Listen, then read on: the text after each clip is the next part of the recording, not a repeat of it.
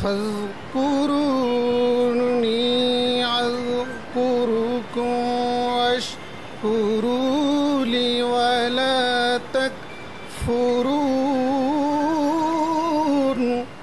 अल्लाह पाक अल्लाह कौनल वालिया साहब को अल्लाह हमारे हक पर। Liberal Democratic party LDP chairman doctor colonel অবসরপ্রাপ্ত অলি আহমদ বীর বিক্রমের সুস্থতা কামনায় চট্টগ্রাম মহানগর এলডিপি গণতান্ত্রিক যুবদল ও ওলামা দলের উদ্যোগে সেবার জন্য দোয়া মাহফিল অনুষ্ঠিত হয়েছে। শনিবার ২০ সেপ্টেম্বর বিকাল ৫টায় নগরীর চকবাজার চক সুপার মার্কেটের ৩য় তলায় আয়োজিত মাহফিলে সভাপতিত্ব করেন চট্টগ্রাম মহানগর এলডিপির সাধারণ সম্পাদক জাফর আহমদ চৌধুরী। সবগুলো গুণে গুণান্বিত হচ্ছে আমাদের নেতা, যে জন্য আপনারা ওনার জন্য আমি নিজেও একটা ভয় পেয়ে গেছিলাম, আল্লাহ না করুন, কারণ আমাদের এই মুহূর্তে বাংলাদেশের জন্য ওনাকে খুব বেশি প্রয়োজন। কারণ এই মুহূর্তে বাংলাদেশে ওনার সমকক্ষ কোনো নেতা নেই। সবগুলো যদি আপনি ইতিহাস বাইর করেন এক একজনে একটা লেজ পাবেন, কিন্তু উনি একজন আছে যার কাছে জীবনে কোনো দুর্নীতি নেই, কোনো কিছু নেই। তো এরকম ক্লিন মানুষ পাওয়া মুশকিল।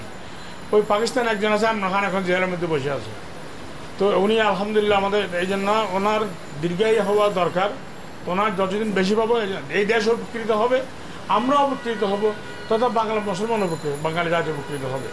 প্রধান অতিথি হিসেবে উপস্থিত ছিলেন লিবারেল ডেমোক্রেটিক পার্টি এলডিপির কেন্দ্রীয় কমিটির প্রধান উপদেষ্টা অ্যাডভোকেট কফিল উদ্দিন চৌধুরী। অধিকার প্রতিষ্ঠার জন্য কি কাজ করবে, নাকি এক এক পার্টি এসে লুটে পাটে খাবে, পরবর্তীটা এসে ভাঙচুর করবে, সেই প্রশ্নটা আজকে জাতির সামনে।